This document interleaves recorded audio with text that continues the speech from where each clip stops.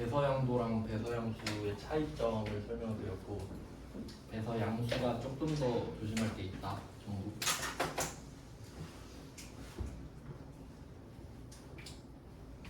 그리고 이제 수표 하겠습니다. 수표. 일단 뭐 사실 그 결과만 알려드리면 문제는 풀 수 있는데 만약에 수표에 대해서 조금 자세히 알고 싶다 하면 이제 그런 주제들은 블로그에 조금 자세하게 올려놨어요. 네, 근데 지금 설명만 들어도 충분히 문제는 풀 수 있습니다. 수표를 설명을 드릴게요.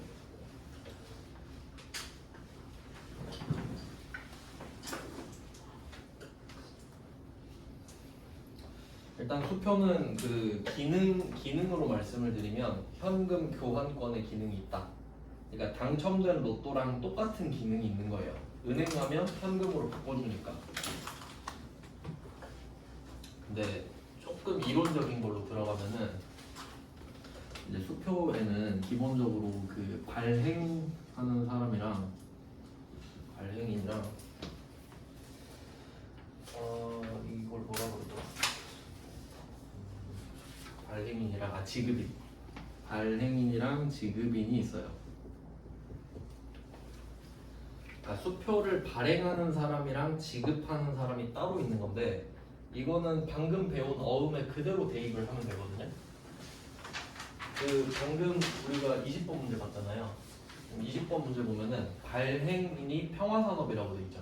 그러니까 발행인이 지급 의무자라 생각하면 되는 거지. 내가 발행했으니까 이 금액을 내가 책임지겠다 이렇게 가야 맞겠죠? 그러니까 이 사람이 채무자가 되는 거지. 돈 줘야 되는 사람. 근데 만약에 평화산업이 발행을 하고 싶잖아요. 근데 여러분이 뭐 수표 같은 거를 받았는데 신한은행 써있다. 그럼 뭐 불안할 이유가 없죠. 신한은행 가서 돈 받으면 되겠군 이렇게 생각할 텐데 만약에 평화산업 내가 뭐 처음 보는 회사가 써있어요. 그럼 이 회사 망하면 어떡하지? 이 생각 들잖아요. 그러니까 발행은 할 수 있는데 지급은 이게 제대로 된 게 맞나? 잠깐 제 거 블로그 좀 볼게요. 이렇게 해서 써놔야 돼. 그러니까 블로그 써놓으면 저도 보거든요. 까먹어가지고는요. 그리고 잘못 알려드리면 안 되니까 한번 확인하고 알려드릴게요.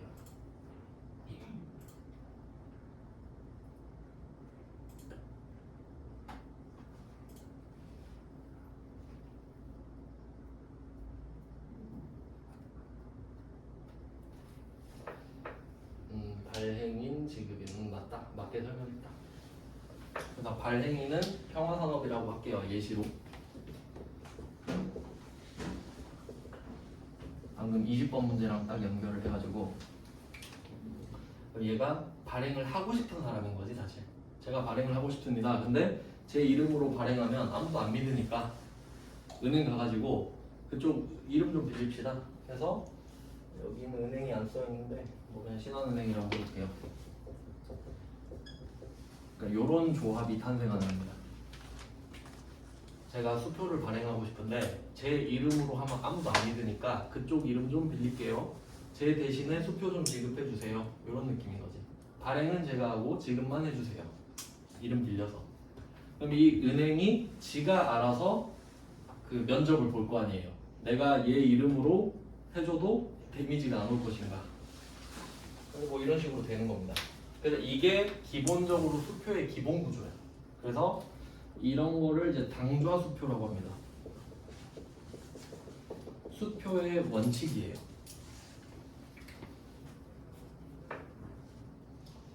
네, 뭐 이런 구조고요. 근데 예외가 있어요. 그러니까 이게 원칙이거든요.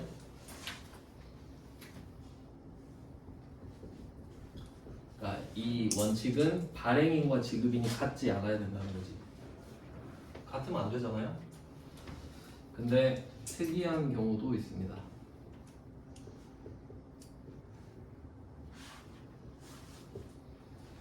자, 뭐 이런 경우인데 그러면 일단 지급인은 무조건 은행이어야 돼.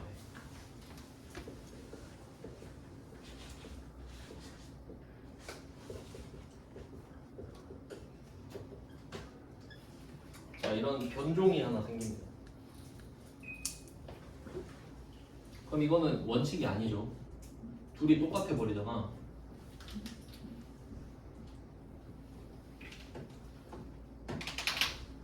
그리고 잘 보세요.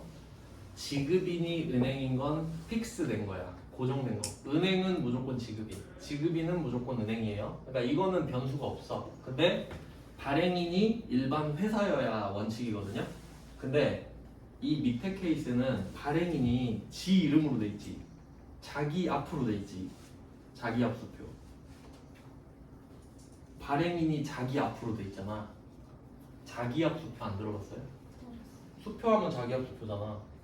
그럼 이거 자기 앞 수표야. 예외인 거지. 내가 붙이고 장붙이고 다 하잖아 지금.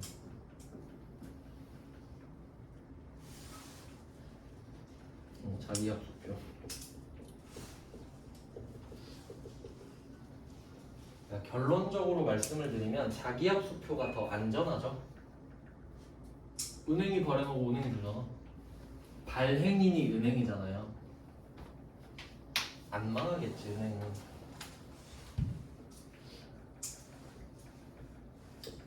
얘는 예외가 되죠.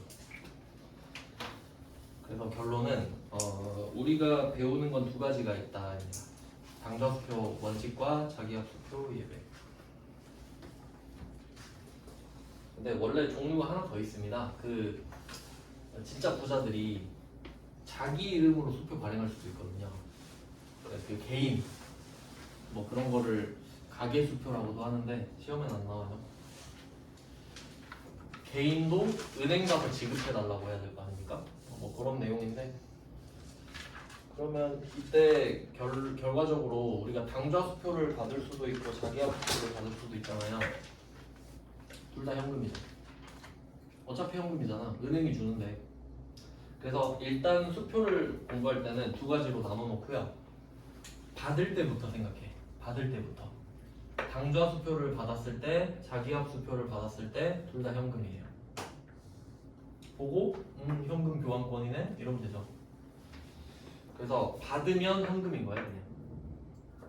그럼 줄 때도 한번 생각해 볼게요. 자기합수표가 쉬우니까 얘부터 하겠습니다. 우리가 자기합수표를 남한테 주는 거야. 남한테. 그러면 자기합수표는 내가 받은 적이 있으니까 주는 거예요. 내가 발행을 못 하잖아. 그럼 자기합수표를 받았을 때 현금이죠? 자, 여기서 중요한 게 있는데, 내가 자기합수표를 딱 받았어. 100만 원짜리를. 그러면 회계 처리를 현금 100만 원 이렇게 쓴단 말이에요. 그리고 이제 생각해 볼게요. 나한텐 지금 100만 원이라는 자기합수표가 있어. 그리고 회계 처리는 현금이라고 해놨어. 그럼 이때 이게 수표는 현금은 아니라 그랬잖아. 현금 교환권이라 그랬지. 그럼 내가 이걸 은행에 가서 현금으로 바꿔요. 바꿨어. 수표를 주고 100만 원 받아온 거야. 그때 회계 처리 안 해요. 이미 현금이라 써놨잖아. 받았을 때. 그러니까 이미 수표를 받은 순간 현금인데 그걸 바꾸든 말든 그건 상관없는 거야 이제. 왜냐면 쟤가 수표를 현금으로 바꿔서 나한테 주든 수표로 주든 어차피 100만 원 아니야? 그 내가 바꾸든 말든 그냥 똑같이 현금인 거 아니에요. 그러니까 그걸 현금으로 바꿨을 때 회계 처리는 없는 거지. 받았을 때 이미 끝내버리는 거예요 그냥. 알겠죠? 무슨 말인지. 그러니까 이게 수표 상태로 있든 내가 이걸 현금으로 바꾸든 똑같은 거야. 그러면 내가 이거를 갖고 있던 수표를 그대로 주는 거예요 남한테. 그럼 현금 감소지. 근데 현금으로 바꿔서 현금 100만 원 줘도 현금 감소지. 똑같으니까 똑같이 하는 거야. 그러니까 자기합수표는 현금이랑 똑같다고 생각해보세요. 자기합수표 받으면 현금, 줘도 현금인 거야.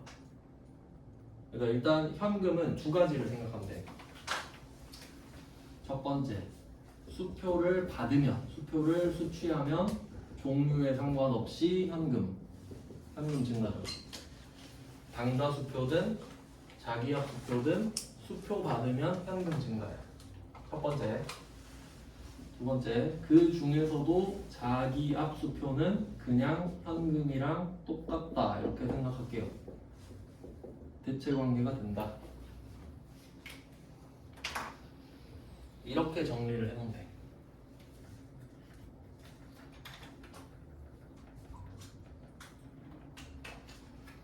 그럼 이 두 개를 봤을 때 여기에 안 걸리는 게 하나 있거든요. 지금 경우의 수를 생각해봐요. 당좌수표, 자기합수표 두 개죠. 각각 줬을 때, 받았을 때, 줬을 때, 받았을 때 총 4개지. 주고받고 주고받고. 그러면 수표 수치는 당좌수표 받았을 때, 자기합수표 받았을 때잖아. 둘 다 받았을 때. 그리고 자기합수표는 자기합수표 줬을 때 받았을 때잖아요. 그럼 지금 이야기 한 게 안 한 게 하나 있다고. 당좌수표를 줄 때지. 그거 이야기 안 했잖아. 걔만 특이하니까. 그러니까 일단 쉬운 건 가닥을 이렇게 잡자 이거지. 그래서 마지막 3번만 따로 기억을 하면 됩니다. 3번은 당좌수표를 줄 때인데, 자, 여기서 제가 표현을 좀 강조할게요. 제가 좀 디테일을 좀 좋아하는 편이어서 대충 하는 걸 좀 싫어하거든요. 그럼 우리가 자기합수표를 주는 상황을 생각해 볼게요. 자기합수표. 그럼 자기합수표를 줬다는 건 누구한테 받았어. 그걸 주는 거죠. 있던 거 주는 거지. 그러니까 자기합수표는 지급이에요. 어찌 그냥 지급하는 거니까. 근데 이 당좌수표는 내가 필요하면 만들어서 주거든요. 필요할 때 만들어서 주는 거야. 내가 발행하니까. 그래서 이 당좌수표는 발행 지급이라고 해요. 자기합수표는 그냥 지급이야. 왜냐면 자기합수표는 은행밖에 발행을 못 하거든.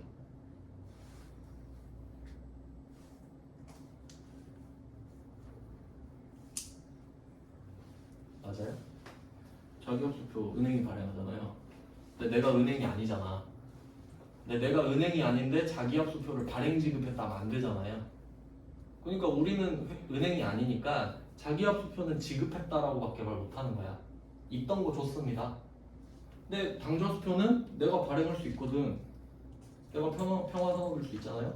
그러니까 발행 지급이라고 나와. 발행이 반드시 들어와야 된다고요. 발행이 반드시 있다고.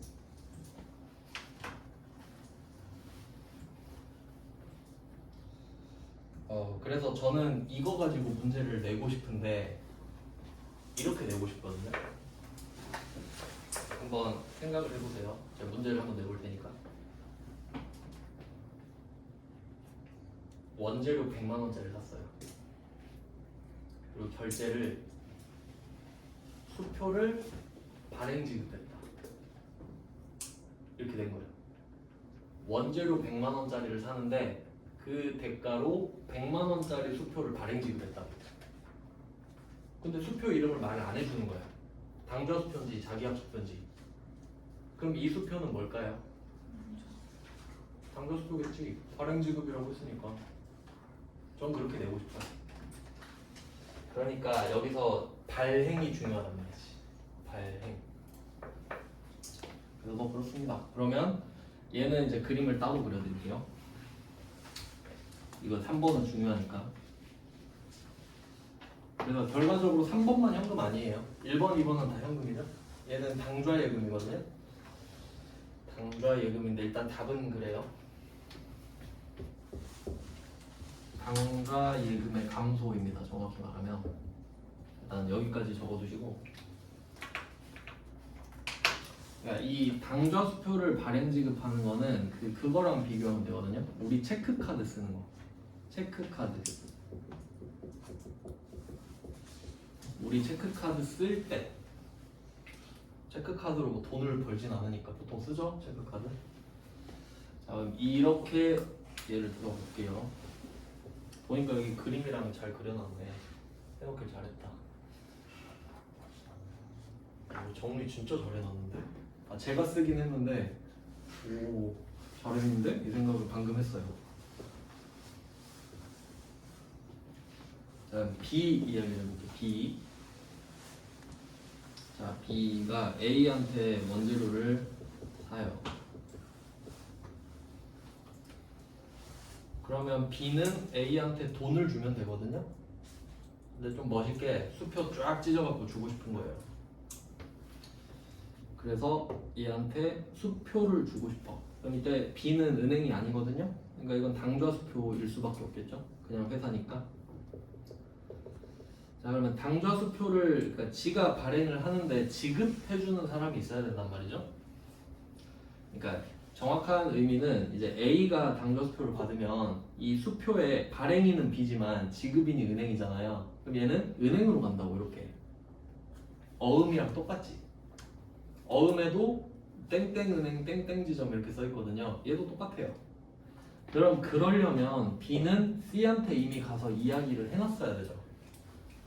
제 이름으로 수표 좀 발행하게 해주세요 라고 밑밥 이미 깔았어야지. 그러면 B는 그러니까 우리가 은행 가서 체크카드 만드는 거 생각하시면 되거든요. 체크카드 만들어주세요 하면 통장 하나 만들어주죠. 그리고 연동시키잖아요. 그럼 가서 말하는 거야. 체크카드 통장 하나 만들어주세요. 그게 당좌예금이에요. 그래서 당좌예금 만드는 거지. 비당좌예금 이렇게. 체크카드 통장이에요. 그럼 체크카드의 핵심은 뭐죠? 돈을 입금해 놓고 그 잔액만큼만 결제가 되잖아요. 수표도 똑같습니다. 여기 100만 원 입금하면 100만 원만큼 수표만 줄 수 있는 게 원칙인 거예요. 그럼 무슨 일이 일어나나 볼게요. 자, B가 C에 가서 당좌예금 하나 계좌 만들었어요. 그리고 여기 100만 원 입금시킨 거예요. 그럼 100만 원 증가하겠죠? 현금 100만 원이 없어지고 당좌예금 100만 원이 늘어나겠죠. 이렇게 세팅이 완료됐어요. 이거 믿고 가서 100짜리 수표 쭉 찢어서 주는 겁니다. 수표 책이 있거든요. 하나 주는 거예요. 100만 원짜리. 그러면 A는 이걸 보고 C라고 적혀 있잖아요. 가서 지급해달라고 해. 네가 지급인이던데 빨리 100만 원 줘. 하면 C는 B 통장을 검색해 보는 거예요. 해봤더니 100만 원 들어있죠. 인출해서 줘. 이거예요. 근데 만약에 100만 원 입금해놓고 200만 원짜리 당좌수표를 줄 수도 있죠. 여기서 막히진 않지. 누가 야 안 돼 하지마 이러진 않잖아. 근데 체크카드는 그냥 안 되지. 근데 이게 차이가 나는 거야. 수표는 일단 줄 수는 있지. 그럼 200짜리를 줬어. 근데 A가 C한테 가서 200 주세요 했는데 100만 원밖에 없는데 200은 못 드려요 이러겠지. 지급 거절. 부도수표. 부도 어음 부도수표. 수표랑 어음은 부도가 필연적으로 날 수밖에 없는 구조죠. 은행으로 가서 현금화라는 과정을 거쳐야 되기 때문에. 근데 어음이 더 위험해. 어음은 날짜가 길잖아요. 근데 수표는 수표법상 은행에 갖고 가면 바로 바꿔주게 돼 있어. 그러니까 수표는 무조건 빨리 현금으로 바꾸는 게 좋은 거지. 법으로 보장해 주니까. 그리고 혹시 그 생각을 하실까봐 말씀을 드리면 아까 당좌수표를 발행 지급해야 된다 했잖아요. 이렇게 생각할 수도 있잖아. 남이 발행해서 준 당좌수표를 받을 수도 있잖아요. 그걸 줄 수도 있지 않나요? 이럴 수도 있잖아. 근데 제가 수표법을 찾아봤는데 당좌수표는 그 유효기간이 정확히는 기억이 안 나는데 7일인가 14일인가 그랬던 것 같아요. 되게 짧아. 근데 그걸 갖고 있다가 남한테 주고 그런 깡 있는 사람이 뭐 그렇게 있을까? 잘 없겠죠. 그냥 바로 바꿔버리겠지 현금으로. 그러니까 그런 특이한 상황까지는 생각을 안 해도 될 것 같다. 혹시 해서 찾아봤거든요. 나무 위키 찾으니까 나오더라고. 네, 뭐 그 정도까지 찾아봤어요. 왜 이 문제는 안 나오지? 했는데 그 날짜 때문에 그런 것 같더라고. 너무 짧으니까. 그러니까 그런 억지를 내진 않겠지. 그래서 결과적으로 이 당좌수표를 발행 지급하는 게 시험에 잘 나오거든요. 그러니까 답은 정해졌죠. 근데 이해를 하자면 이 상황을 생각하면 되는 거지. 그러니까 내가 B인데 A한테 수표 100만 원짜리를 찢어주는 순간 우린 이 생각을 하는 거야. 결국 A가 C한테 가서 100만 원 달라 그러겠지? 그럼 내 통장에서 100만 원 빠지겠지? 어차피 일어날 일이잖아. 그럼 이걸 수표 주는 순간에 미리 처리해 버린다고 그냥. 어차피 빼갈 거 아닙니까? 네, 뭐 그런 상황이 있어요. 그래서 결론은 A 입장에서는 B 입장에서는 당좌예금 100이 빠지지만 A는 현금이 늘어. 맞죠? A는 보고 아싸 현금 이러잖아요. 현금으로 받잖아. 근데 B는 당좌예금이 빠지죠. 그러니까 요게 시험에 잘 나오지. 얘만 다릅니다. 3번만. 그래서 뭐 수표는 이렇게 설명을 드렸습니다. 그러니까 이제 한번 다시 20번을 볼게요. 그럼 이제 비밀을 한번 찾아볼까요? 여기서 실제로 여기 동점 발행이 색깔 살짝 다르죠? 이거 실제 시험지에 빨간색으로 나왔었어요. 진짜로 빨간색이었는데 원래. 근데 동점이 지금 중요한가 생각해봐요. 여기서 포인트는 수표를 받았다는 거죠. 수표 받으면 1번 아닙니까? 수표 수취는 현금 증가지. 그러니까 지금 동점이 누군지 따질 이유는 없다는 거예요. 맞죠? 그러니까 포인트를 잘 잡아야 돼. 그러니까 일부러 빨간색 칠해놓은 거란 말이에요. 그러니까 동점은 필요 없어. 발행도 필요 없지. 그러니까 여기서 포인트는 수표 받았다. 수표 받았다. 네, 그래서 수표도 같이 나와서 설명을 드렸고요. 그러니까 이게 진짜 잘 나오는 게 지금 당좌 수표 발행하는 거랑 배서양도가 잘 나오거든요. 왜냐면 이 두 개 다 결제 수단이잖아요. 결제 수단. 그러니까 자연스럽게 잘 낼 수 있거든. 그래서 둘 다 잘 나옵니다. 이제 21번이랑 22번 볼게요. 21번, 22번. 둘이 같은 문제입니다. 그래서 21번에서는 지급 거절이 표시가 돼 있으면 되고 21번은 지급 거절 그리고 22번은 부도만 표시하면 됩니다.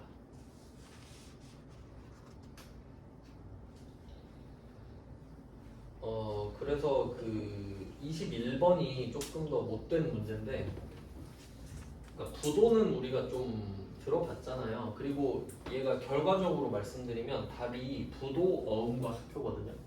부도, 어음과 수표. 부도 나는 게 그 두 개밖에 없어서 묶어서 회계 처리하는 건데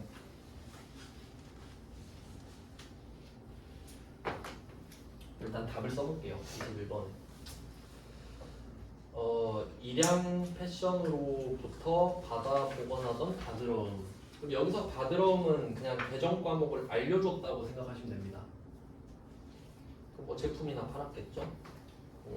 바드러움이 있다는 소린데 그럼 우리가 바드러움 만기일이 돼가지고 은행 갔거든요? 500만 원 주세요 했는데 돈 없는데? 이렇게 됐죠. 그러면 우리 입장에선 바드러움이 사라진 거지. 아, 못 받는구나 이렇게 되니까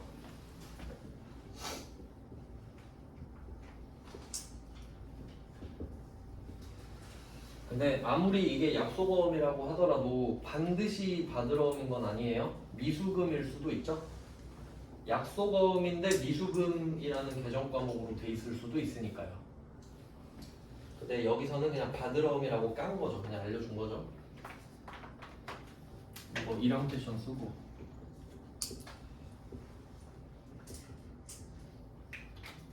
여기다 자산의 감소를 붙입니다. 그리고 한번 상식적으로 생각을 해볼게요. 여러분이 물건을 팔아서 500만 원짜리 물건을 줬어요. 그럼 쟤는 500만 원짜리 물건을 갖다 쓴 거야. 그리고 난 어음만 받아 놓은 상태잖아요. 그럼 이거 500만 원을 돈을 못 받아. 그러면 그냥 못 갚을 수도 있지 이럽니까? 그냥 어쩔 수 없지 이래요? 받아내고 싶지 않아요? 그럼 소송 걸어봐야 될 거 아니야. 그 보통 그 법이 크게 두 개 있잖아요. 그 형법이랑 민법. 형법은 누가 잘못했을 때 이 사람 벌 줄 거냐 말 거냐, 몇 년 줄 거냐 이게 형법이고 이제 그 사람들 사이에 돈 관련된 게 민법이죠. 백성민자니까. 민법 관련된 일이겠지. 이제 쟤한테 소송 걸어서 돈을 받겠다. 근데 만약에 저 사람한테 내가 500을 받을 수 있는 권리는 확실히 있죠. 근데 예외 상황이 있잖아요. 법원이 저 사람 있죠. 500만 원 나한테 갚아야 되는 사람. 저 사람한테 파산 선고를 내린 거예요. 그러면 법원이 이 사람은 돈을 못 갚는다 이거예요. 그러니까 채권자 다 꺼져 이거거든요. 그럼 못 받지. 근데 한번 붙어봐야 될 거 아니에요. 그럼 이제 어떻게 되냐면 정상적인 바드러움이 사라진 거야. 그리고 이제 소송을 걸어야 되는 채권으로 바뀌는 거죠. 좀 번거로운 채권이 된 거예요. 그게 부도 어음과 수표입니다. 그 정도만 해도 돼요. 엄청 정확하진 않은데.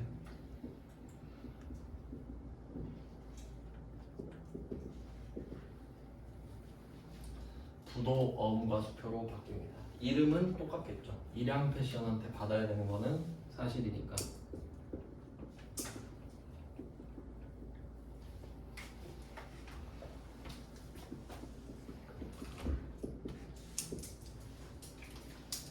그래서 이름만 들으면은 되게 안 좋지만 자산입니다.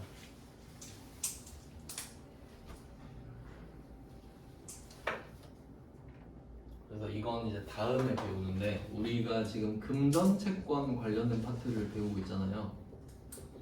그래서 이때 이 채권이라는 말 있죠? 채권이 제가 청구권이라고 했잖아요.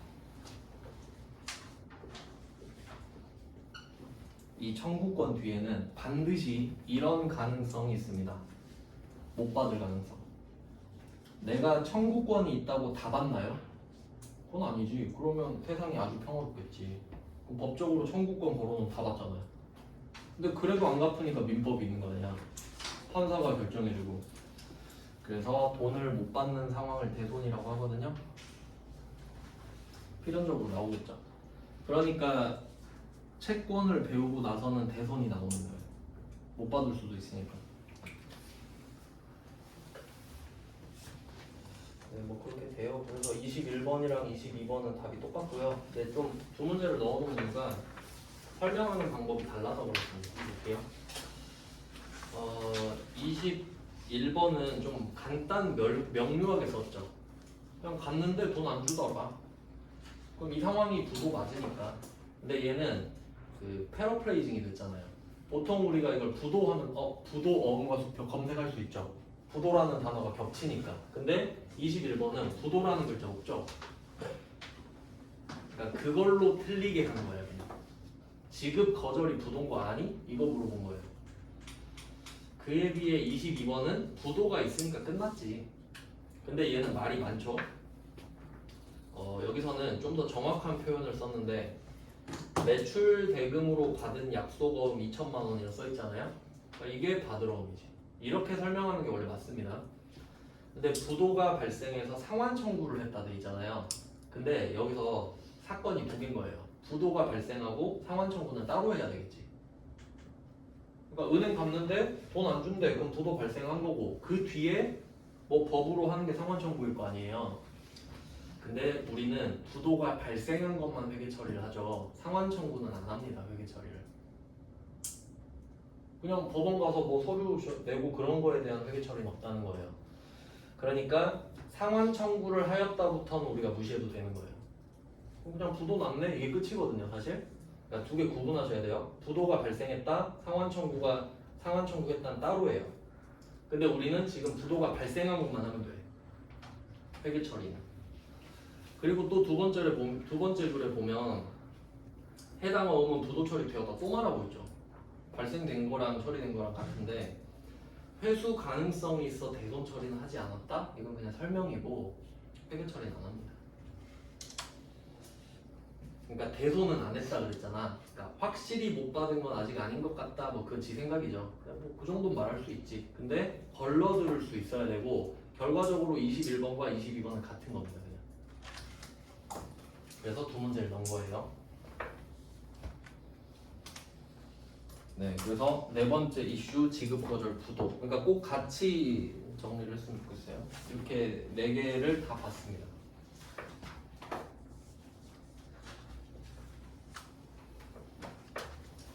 그럼 지금 외상 매출금이랑 약속어금 중에 받으러 한 거예요. 답은 똑같으니까 22번은 그냥 따로 적어주시면 되고요. 금액이랑 거래처만 다릅니다. 이제 매출 채권 끝. 매출 채권 안에 외상 매출금이랑 다 들어온 두 개 다 했습니다. 그럼 이제 다음에 나오는 순서는 미수금일 수밖에 없는 거예요. 그래서 23번 문제는 미수금입니다. 이제 주제가 바뀌는 거죠.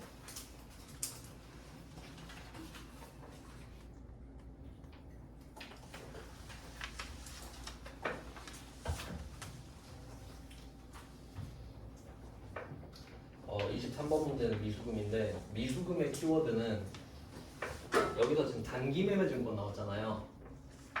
근데 단기 매매 증권이 중요한 게 아니에요. 매출이 아닌 게 중요한 거예요. 매출이 아닌데 외상이면 미수금이니까. 그러니까 이 단기 매매 증권은 다른 모든 걸 대변하는 거지. 단기 매매 증권이라서 미수금이다 이러면 좀 피곤해져요. 그냥 매출이 아니네. 그러니까 미수금이군. 이 정도로 정리하는 게 맞지.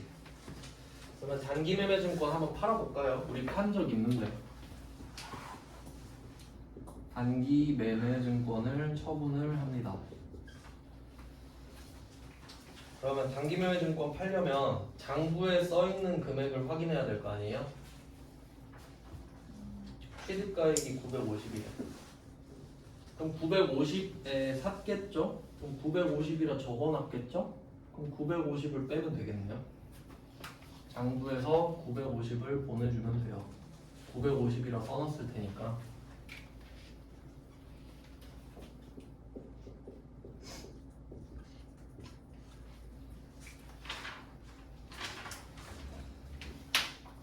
근데 이걸 900만 원에 매각했단 말이야? 그럼 금액은 확실하게 900만 원이 듭니다.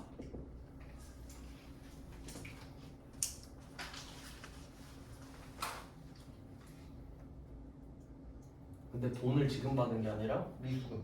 실제로 돈이 바로 들어오진 않죠. 주식 팔면 이틀 뒤에 들어오죠. 그럼 이때 금액은 확정됐는데 돈은 아직 안 들어왔다. 외상이죠 이게. 이걸 미수금 이렇게 쓴 거죠. 그러니까 여기다 외상 매출금 쓰면 안 된다는 소리죠. 왜냐면 매출이 아니니까. 그래서 미수금.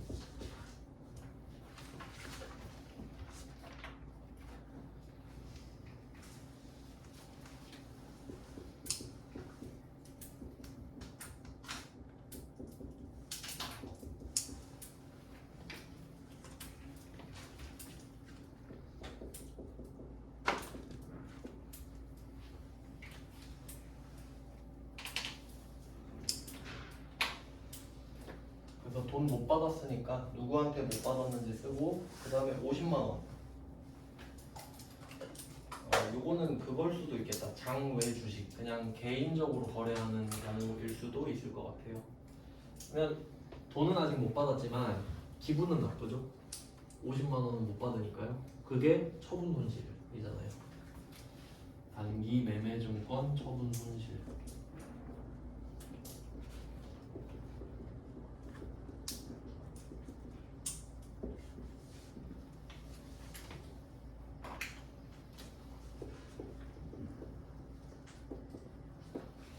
처분이니까 비용입니다. 실현됐으니까 기분이 진짜 나빠야겠죠. 뭐 미수금은 문제가 많지는 않아서 이걸로 넣고요. 그리고 그 밑에 24번이 있는데 24번도 미수금이거든요. 그래서 일부러 배치를 23번이랑 24번이 이어지게 넣었어요. 23, 24 둘 다 미수금이거든요. 그러니까 23은 외상을 줄 당시, 그리고 24번은 그 줬던 외상을 회수하는 경우로 넣어봤거든요. 그러니까 둘이 같은 문제는 아니지만 방향은 좀 이어진다고 보시면 돼요. 미수금이 지금 차변에 있잖아요. 근데 24번은 이게 대변으로 사라진다는 얘기죠. 이거 문제 보겠습니다. 24번은 대율에 업무용으로 사용 중인 기계장치를 외상 처분했다 이렇게 돼 있죠. 기계장치를 외상 처분했다 이렇게 돼 있잖아요. 근데 혹시 또 이렇게 생각할 수 있습니다. 지금 기계장치를 외상 처분했다고 했는데 기계장치를 만들어 파는 회사일 수도 있잖아요 이렇게 생각할 수도 있죠. 그러니까 이게 계정 과목의 의미를 잘 알아야 되는데 이걸 잘 알아두셔야 돼요. 그러니까 만약에 우리가 기계장치를 만들어 파는 회사일 수도 있죠. 그러니까 기계장치 자체를 만들어 파는 회사일 수도 있잖아. 그러면 이 기계장치를 만드는 기계장치를 또 쓰고 있겠죠, 우리가. 그렇겠지? 그러면 이때 구분을 해볼게요. 우리가 만들어서 파는 기계장치를 B라고 하고요. 그러니까 얘는 팔 거야. 팔 거예요.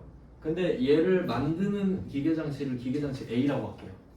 그럼 얘 둘은 다르지. 근데 이때 누가 이거 뭐예요? 하면 기계장치요. 누가 뭐예요? 하면 기계장치요. 이러잖아요. 이건 what에 대한 대답이죠. 그래서 이거 왜 만들었어요? 이렇게 물어본다고. 팔려고요. 아, 팔려고 만드셨구나. 그럼 이건 제품이라고 부르세요. 이렇게 해놓은 거야.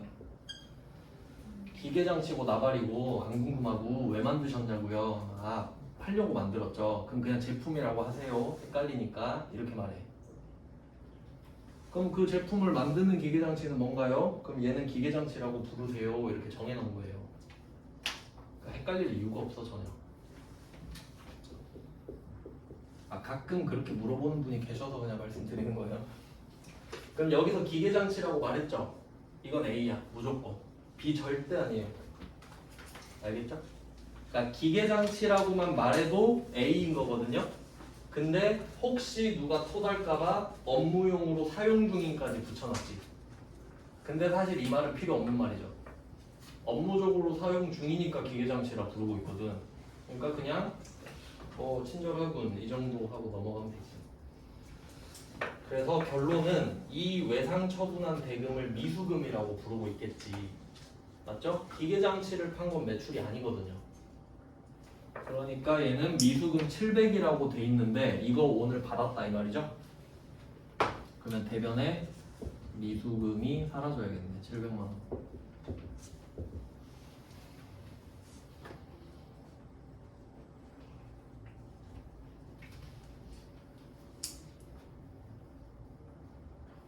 대율이네요.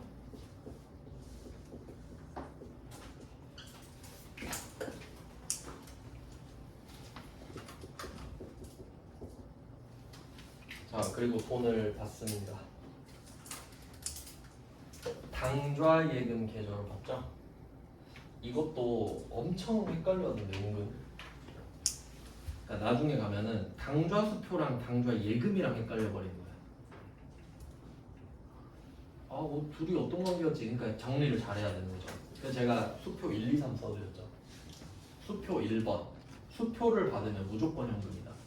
종류 상관없다. 수표 받으면 현금이다. 그럼 받으면 걱정 없죠? 당좌예금이랑 얽힐 일 없지? 근데 지금 수표 받았나요? 안 받았지. 그럼 상관없죠. 그 다음에 자기압 수표는 현금이랑 완전 똑같다까지 말씀드렸죠. 자기압 수표는 그냥 현금이다. 근데 자기압 수표도 없어요. 그리고 3번이 내가 당좌 수표를 발행 지급하면 당좌예금에서 차감된다 그랬죠. 그거랑 헷갈려 버리는 거야. 그러니까 당좌 수표하면 당좌예금 뭐였는데 이렇게 돼버린 거지. 근데 지금은 당좌예금 계좌로 받았잖아요. 그럼 당좌예금이 증가하겠죠. 그러니까 전혀 헷갈릴 게 아닌데 자꾸 외우려고 하니까 그래요. 당좌 수표는 당좌예금 이러고 있으니까. 그냥 있는 그대로 해석하면 헷갈릴 거 없죠. 당좌예금이 그냥 증가할 거 아니에요. 상대방이 내 당좌예금 통장에 입금해 줄 수도 있잖아. 내 체크카드 통장에. 그래서 그냥 당좌예금이죠. 자, 그럼 이렇게 답이 됐는데 여기서 그 중요한 게 있죠. 두 개를 다 써놨는데, 그러니까 돈은 밑에서 받잖아요. 미수금 사라지면서 돈 받잖아요. 근데 기분이 좋다 나쁘다는 돈을 받을 때 결정되는 게 아니죠. 이미 결정되고 돈은 후속 조치로서 받는 거죠. 그냥 기분은 이미 이때 나빴어. 돈은 받긴 받아야지. 그래서 외상을 주는 순간에, 그러니까 원래 이때 돈 받는 게 맞잖아요. 그러니까 기분은 이때 결정돼. 그리고 그러니까 이때는 내가 기분이 좋은지 나쁜지 절대 알 수 없지.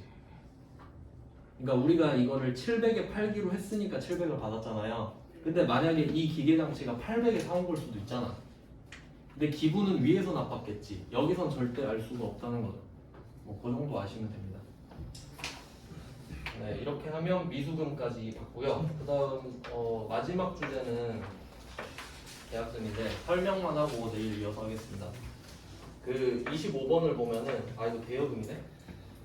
이름만 적어놓을까요? 자, 25번 보면 대여금 써 있죠. 이거 제가 처음에 말했던 건데 혹시 기억 나시나? 여기까지만 생각해보고 내일 볼게요. 지금 두 개 남은 거야. 대여금이랑 뒤에는 선급금이거든요. 선급금. 내일 설명드릴게요. 선급금은. 대여금은 날짜만 볼게요. 이거 그 9월 8일이죠 지금. 9월 8일이에요. 그리고 대여금이면 돈을 빌려준 거죠. 그러면 9개월 뒤에 받는데. 자 그럼 여기다 9개월 더 할게요. 기억납니까? 우리는 이거 해서 내년까지인지만 확인하면 되지.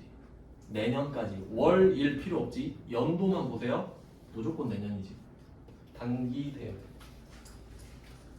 단기 대여금. 근데 이건 안 틀린데 절대 안 틀리지. 9개월이면 전혀 헷갈리지 않죠? 그래서 제가 그랬잖아요. 13개월. 이거 13개월로 한번 바꿔볼까? 그럼 13개월 만기하면 이제 틀린 사람들 나온다? 11년 넘으면 장기 아닌가? 이렇게 갑자기 바뀌어버려요. 하지만 그게 아니라 그랬지. 9월 8일에다가 13개월을 더해도 내년이죠. 단기 대여금.